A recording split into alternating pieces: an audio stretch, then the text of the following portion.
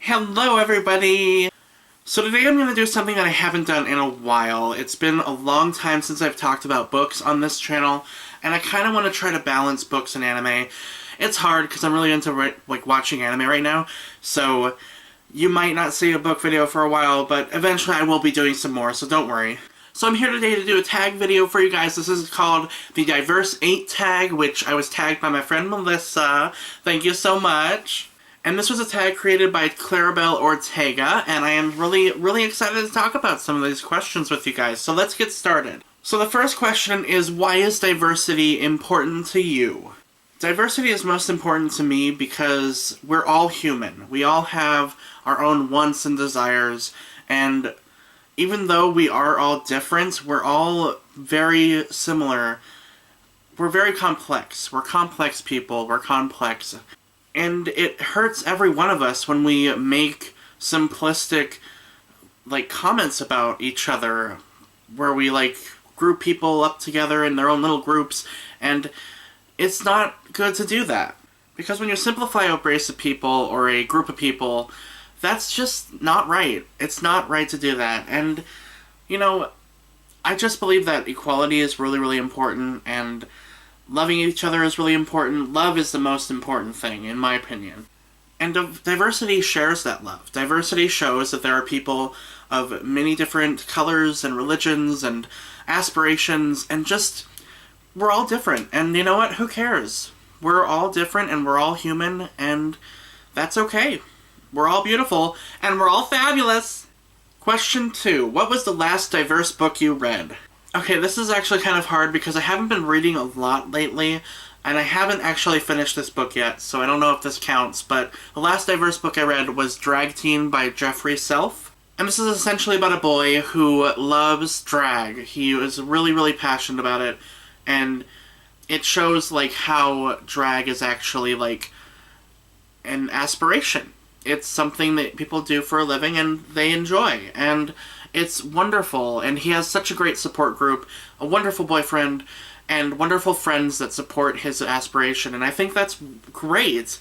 People need those friends. We need those people that will love us unconditionally for all of our weirdness and wacky zaniness. So I really love this book so far. I haven't finished it. I stopped reading it, not for any particular reason, but I would really highly recommend it if you like something a little different. It's really good. Question 3. What are some of your favorite diverse titles? Okay, this is gonna take a while. I have a lot of favorites. I love With or Without You by Brian Ferry. That's one of my favorite books of all time. I also love, which I'll talk to a little bit more later in the video, the None of the Above by I.W. Gregorio. Such a fantastic book. I love that book so much. I also love Not Otherwise Specified by Hannah Moskowitz is so good. And anything by Zoe Marriott is amazing. If you love fantasy, she's wonderful. Shadows on the Moon, The Night Itself trilogy is wonderful. The Name of the Blade trilogy, rather. So good. Such a great author. You need to check her out. Number 4. If you could have one TV show or movie be turned into a book series, which would you choose? Okay, this one's really hard because it's very hard to adapt a TV show into a book. It's happened with Supernatural, it's happened with Star Wars for movie to book. That's pretty cool. But it's kind of hard to do that, so this was a hard question to answer. If we're thinking of diversity, I don't know if I would read this, but one of the best diverse TV shows, in my opinion, is Degrassi. Even though it does have its faults, I really do love it. And I still think about it. It's something I do still think about, even though I haven't watched it in a long time. But I feel like that would be a good story to adapt into books. It'd be a lot of books, because it's 15 seasons. But there's a lot of good stories there. And also, I would like to see a One Tree Hill book series, maybe, because I love One Tree Hill. I'm watching it right now, and that's kind of my current TV obsession. So I couldn't not say that. So, and also One Tree Hill just has such a great plot. Its story is so intricate and just well told, and I think it would be an awesome book series. Also, it's like Inception, because Lucas has his book that's being turned into a movie in the TV show. So now the TV show is being turned into a book series where he writes a book within the TV show, so he'll write a book within the book series. It's Inception. It's crazy. Okay, this next question is another really, really thinky one, so I have to think about this for a little bit. The question is, if you're a writer, do you include marginalized people within your books? So marginalized means that you exclude someone from a certain group of people or a certain activity, basically. The only way I would do it is if it were to showcase how that's a problem and how that's a bad thing to do. But it also happens. That's what happens in society. Society is built on people that, if a guy wears a pink shirt, hello, hi. If a guy wears a pink shirt, he's instantly on the outside because pink is an effeminate color. But, it shouldn't be because it's a color. It's a thing. It shouldn't be, given a gender. Same with blue. Girls can't wear blue? That's stupid. So if I did include marginalized people in my book or stories or comics, because I want to be a comic artist, I would do it to show how that affects people emotionally. Number 6, is there a particular identity or group of people that you feel need to be represented more in fiction? There are a lot of groups that I think need to be represented more. For starters, I think there needs to be more books about intersex people. That's something that I didn't know about until I read I.W. Gregorio's book, None of the Above. And it just really opened my mind to how confusing and unknown that group of people are.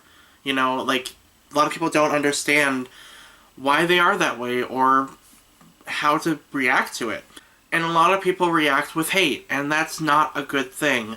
That's wrong, and I think it should be represented more in fiction.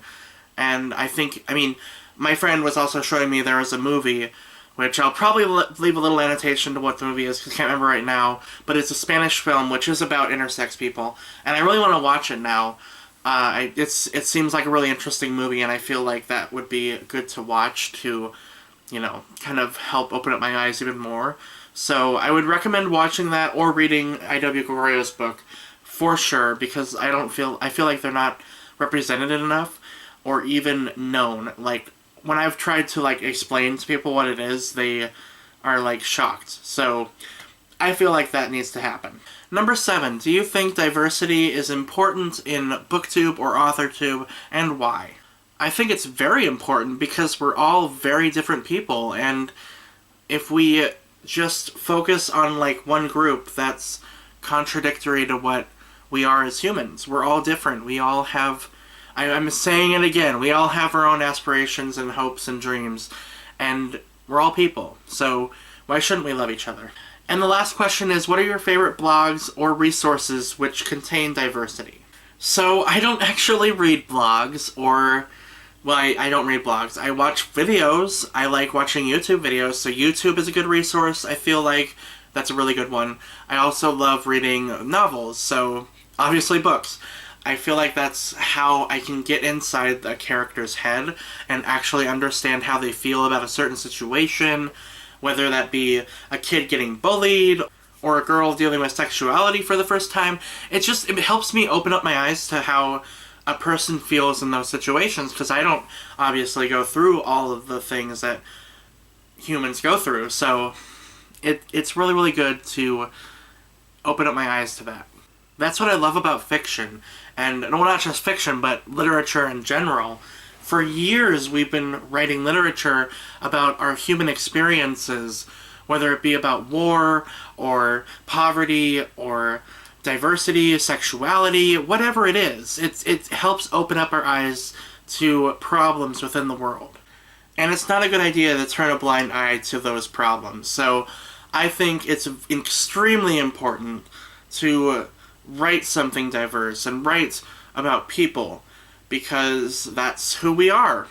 It's pretty simple, I think. Simple yet also complex, because humans are not simple.